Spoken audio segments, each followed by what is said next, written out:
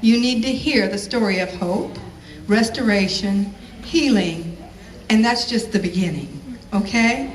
So we are just thrilled to have Sarah with us this morning. She's going to take her liberty in the Lord to share Sarah's story of her selflessness. God bless you, Sarah. I'm going to sit down. If you need me, I'll be back up. Okay, I have waterproof mascara and lots of Kleenex, so Man. I'm good today. My story started this last January 25th of 2012. I started out just like every other day, went to work, was supposed to go to a computer class that night, and just didn't want to go. Did not want to go. So I decided, okay, this is it, I'm going home. So I went home, was cooking dinner, and the phone rang. And I got my hands in a bunch of food, so I can't answer the phone, so I'm waiting for my husband to answer. Didn't answer. Rang again. Jeff, answer the phone, you're right by it. So about the time he picks up the phone and says hello, I pick up the phone and say hello. And there was a young man on the other end of the phone, and he said, hi, could I speak with Sarah, please? And I said, this is Sarah. And about that time, Jeff hangs up. And I'm thinking, what is this? You know, who's calling? What's going on? And this young man said, does the date 12/22/74 mean anything to you? And I couldn't catch my breath. I could not catch my breath. When I finally did, I said, yes, it does. And he said, then I think I'm your son. When I was a senior in high school, I became pregnant. And it was a very horrible, sad, hard time in my life. The birth father said, go to the doctor, get it taken care of, and send me the bill. And my parents were shocked, saddened, ashamed, and I was sent to an unwed mother's home down in Los Angeles. And on December 22nd of 1974, I had my son. I was 18. I didn't have any skills. I did not know how I could provide for this child. So I decided that adoption was the best idea. I signed up with one of the adoption homes that was there, and I basically relinquished my child. At that time, you still need to fill out the birth certificate with a name and things like that. And I couldn't think of a name, so I thought, okay, I'm going to take his birth father's first two initials and D.A., and I named my child Derek Allen, A-L-L-E-N. And I got to spend 30 minutes with my child, and that's the last I ever saw of him. Not the last I ever thought of him, because every Christmas time on December 22nd, I would wake up in the morning and say, happy birthday, son. I hope your life is wonderful and you're happy. I love you.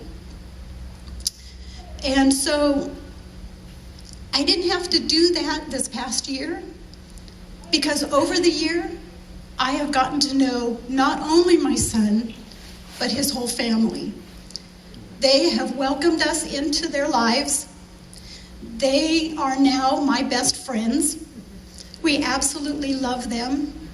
And I just wonder, how these things happen.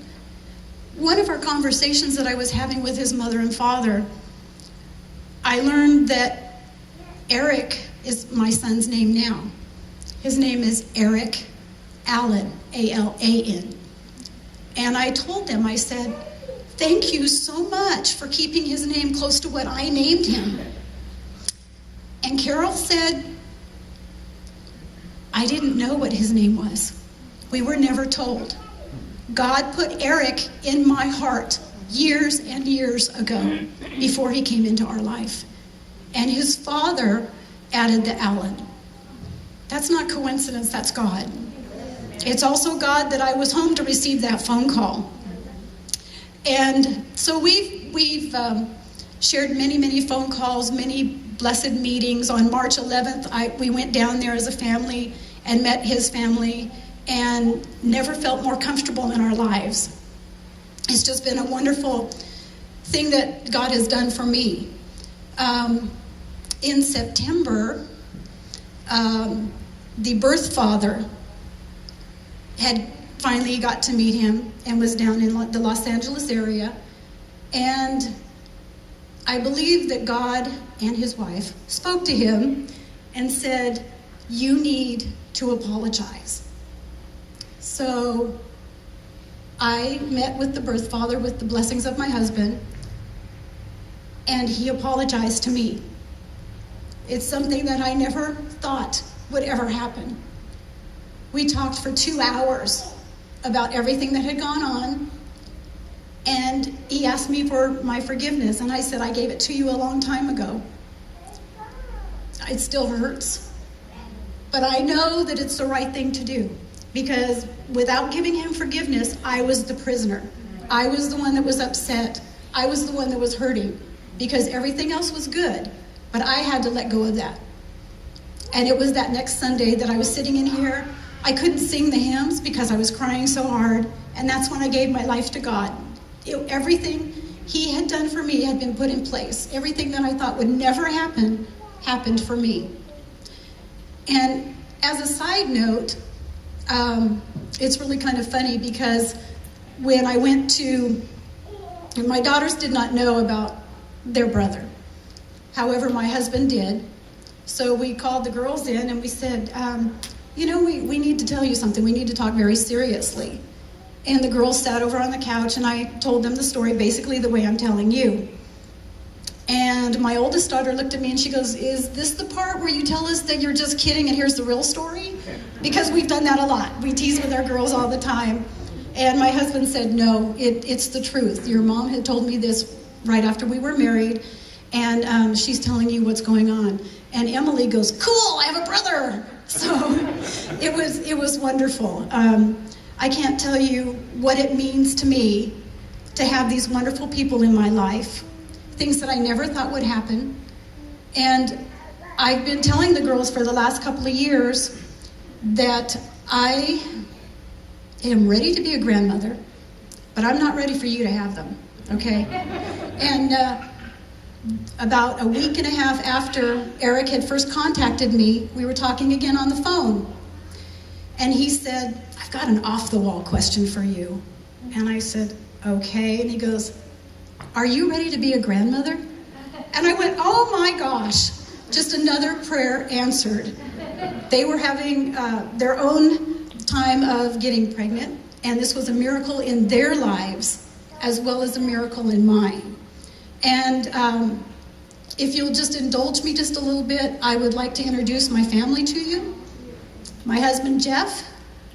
My daughter, Jennifer. Could you stand, please?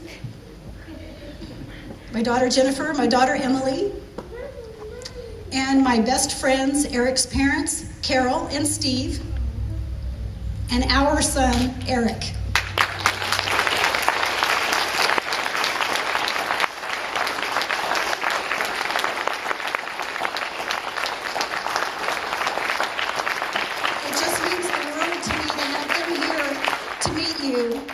On September 22nd, our granddaughter, Isla Grace Kealo Ilani, was born, and I was there with his parents. It was the most moving experience I've ever had.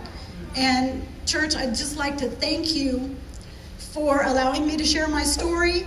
I hope that in some way it helps someone out there who may be going through something very similar to me, whether it's a forgiveness issue, or whether it's just something that you need forgiveness for. I hope you go to God, because that's what's changed my life. Thank you. Amen.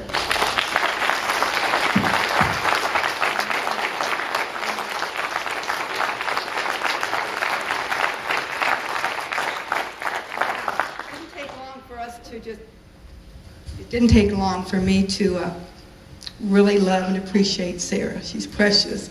And what a journey she's gone through. Can you imagine There were times when I talked to her earlier this week, there were times where she thought she would never never get that call. And it took 37 years.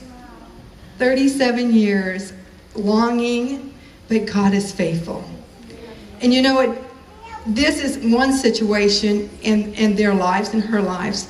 But there are different situations in each and every one of our lives. It may be a long journey that you've gone through. Maybe a relationship broken in your family. Maybe an illness that you are ready for God to take care of and heal. There are situations in all of our lives that God is here to meet with you. When a birth mother gives up her child, she doesn't give it up. She blesses another family. She loves that child enough to be a blessing to another family. And amen. Here comes the mom and dad.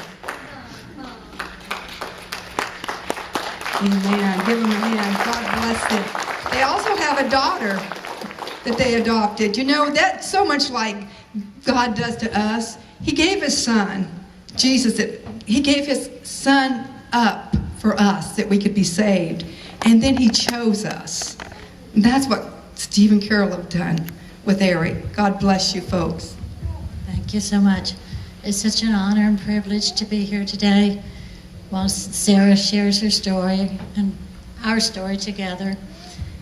We have dreamed about the day that we might meet Eric's birth parents, and always wanted to thank God and Sarah for giving us our son.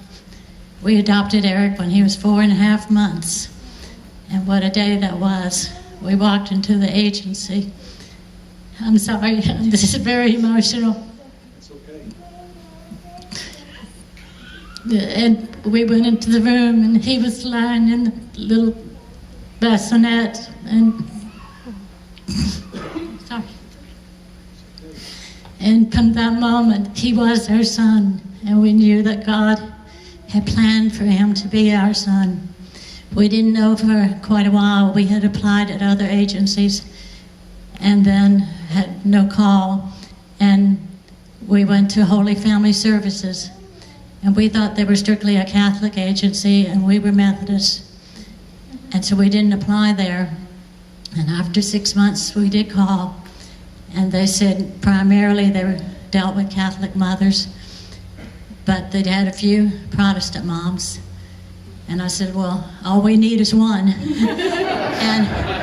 and the amazing part that we feel that God, it was his plan, was that Sarah and our daughter's birth mother had both specified that they be placed in a Methodist home.